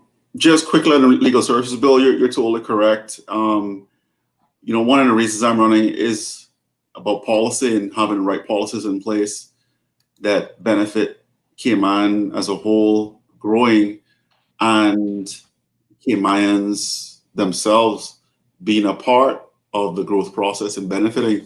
One of the issues that we have in Cayman is we look at prosperity and we think about, economic growth. And when we look at economic growth, we have to be honest with ourselves. Who's actually benefiting from economic growth? Usually, in many countries, only the top 10% or the top 1% of the population is actually seriously benefiting from economic growth. And when you look at the rest of the economy in terms of prosperity, we find that there's so many people on a lower income. In Cayman, for example, many people earn $2,500 or less per month. And if you look at rent alone, rent is already around $2,000. So most of your money is going to rent and the other parts of high cost of living. Overall, the situation that we have here is income inequality and lack of opportunities. Going forward, we have to think about, in terms of prosperity, we have to think about financial resilience. Next year, 2021, is going to be a very difficult year because we need to think about how Caymanians are going to survive in terms of financial resilience. So if there's not enough job opportunities to enable people to pay their bills, if you can't pay your bill, you are going to default. If you default, then you go into the welfare system. The same situation for the government. We will need a strong finance minister to keep this country in shape. So I look forward to someone like Mr. Chris Saunders or Roy McTaggart in that kind of situation. The other thing we need to pay attention to for overall balance, after we consider prosperity, is our environment. We see breaches such as concrete being poured into mangroves. We still have the Mount Trashmore situation. It's uncertain what the future is going to be dealing with trash. Like I said just now, we have ignorance of environmental laws, no punishment following that.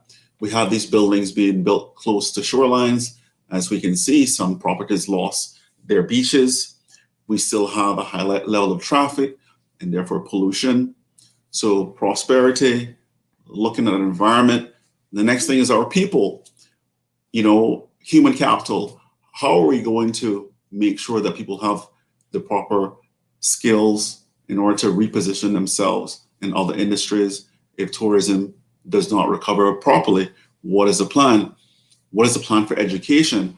Are we going to continue to focus on buildings and constantly changing the curriculum when we be focusing on all stakeholders working together, the school leaders, the school teachers, the parents, the students, other adults in the school system, and having resources and funding wrapping around all of that? What is going to be our future approach to education? Building more buildings, or making sure that the methods that we use are effective on learning? Also, when we think about people, so that's human capital. The other thing to think about when we think about people is public health. How much money are we going to spend in public health, given what we've seen happen during COVID, which is there are a lot of people who did not have access to medication or proper health care during COVID. We saw a situation where when people were forced to go on emergency lockdown, when there was an outbreak in a particular school, or when one child had tested positive, we saw that when people are going to emergency lockdown situations, that there was not a package that was available to them. So there was not a healthcare package, there was not a financial package that will go towards the financial resilience. There was not a mental and well-being package caused by that sudden lockdown situation. And the last thing we need to think about when we think about people is social resilience. So we saw during the lockdown how so many charities worked together, and we saw how people came together in the community to help each other. And going forward, we need to have that same social resilience present in our communities going forward. And the last thing is, the institutional context. So we got to balance prosperity, which ultimately is linked to our well-being and happiness as a people.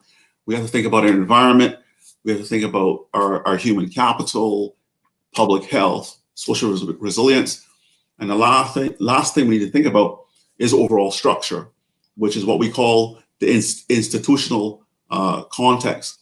So when we think about the last thing, which is institutional, we think about what we mentioned earlier is this negative trend in terms of freedom of press. We see less press being available. We see press that you have to pay for, you have to subscribe to. So that's increasing the difficulty in access to the press. We see comments from our own government that when we express our freedom of expression, that it's deemed to be rubbish, it's deemed to be fake news. So we have that negative trend in terms of freedom of press. We have concerns about judicial independence and court independence. We have concerns about legal frameworks, whether there's conflicts of interest, whether laws are being passed in the best interest of Caymanians and Cayman as a whole to create an infrastructure to provide opportunity for Caymanians to grow and participate in the economy. We have issues with budget transparency. We have issues with overall level of trust that we've seen change pre-COVID, which I think was deteriorating pre-COVID. And then during COVID, the level of trust in government grew because people felt that the government protected us during the lockdown and kept us safe, which is true. But then we see the level of trust post-lockdown going down because although people acknowledge that the government kept people safe during lockdown, is decreasing post-lockdown because we see the types of laws that the government is willing to pass to create benefits and opportunities for others coming into Cayman and others who've had the economic prosperity of Cayman all these years, but then we don't see any accompanying legislation or any accompanying policies or actions that help Caymanians themselves to have access to economic opportunities, access to jobs, and access to things that can lift them out of their current situations. So overall, what I'm saying is we have to have a plan going forward that just balances prosperity, balances the environmental issues, balances the people issues, which are like I said, public health, education skills, social issues, and balancing the overall framework that all of this is able to work properly. So, thank you so much, Sandy, for allowing me on your show to share my concerns, and also for allowing your users to just speak freely, because that's what it's all about, Sandy, is you bring this venue so that people can express themselves freely, and they have the right to do so under the Constitution. So I thank you for allowing all of your users to participate, and encouraging them to participate and say what they feel about what's happening in the Cayman Islands. Well, thank you so much, Alric. And Alric has been a regular feature here every Thursday. So make sure that you tune in again next week, Thursday, if you enjoy hearing more from him. Obviously, he is running for the district of Georgetown South. I always have to think about that because for some reason I keep sticking him in Georgetown Central, but that's not where he's running. He's in Georgetown South, which encompasses part of Windsor Park, part of the South Sound area. So if you live in that area, you're not even sure, because sometimes we, with the new boundaries, aren't really sure where we fall. Reach out to Alric. His contact details I can stream on screen here for everyone to get a hold of. He always says that WhatsApp is definitely the best means of reaching out to him, 926-1688. And he does have an email address as well. So I'm sure we'll continue to hear more from Alric leading up to the next general election. Just yesterday morning, by the way, or late yesterday afternoon, there was an announcement that the election process is actually moving forward. So the governor is doing his part to ensure that our democracy works. And there is, on the website, you'll see the article about the, I think it was the, what do they call it? The writs being issued. So this is a process now where the people who will be administering the process are starting to get ready. So it says writs issued to returning officers, and the returning officers play a really, really important role. We did reach out to the elections office about coming on the program. We have yet to hear from them in terms of that, and we don't know who else could possibly come other than Mr. Wesley Howell. We hope soon that we will have some sort of confirmation from him. I think he's now out of office. That he will be able to come on the program and answer your questions. But these are some of your returning officers, folks, part of the elections team. So get to know who they are. Their list is on the website, so I'll share the link as well. Depending on your district, you can find out who your returning officer is. And I'm guessing if you have any questions, they are in a position to assist you as well.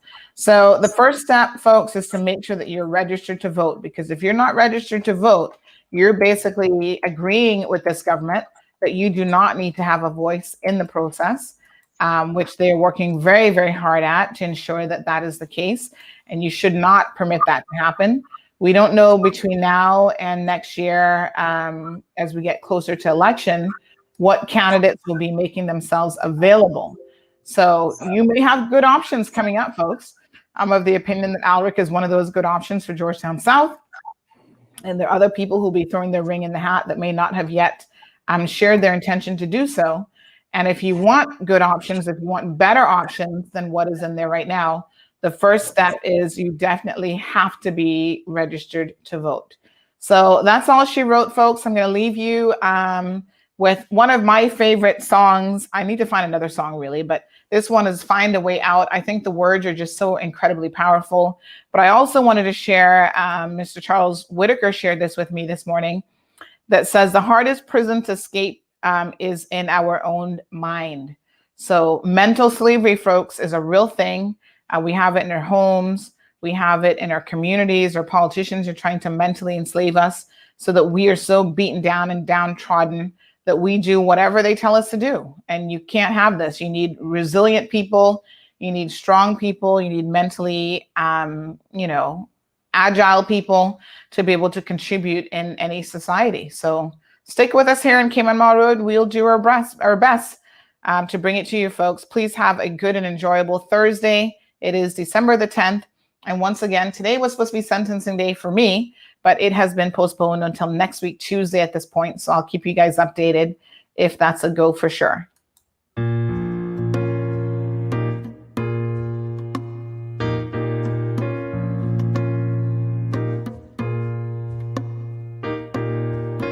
I hear the people talking.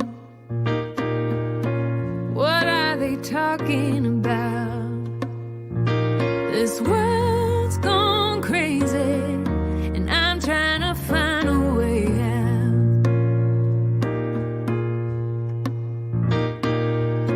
Nobody knows where we're going, or if we're going at all. Nobody cares if we stand, if we have nowhere to fall. It's a singing symphony, playing as the ship goes down. It's a porcelain epiphany, breaking if it hits the ground. I gotta find a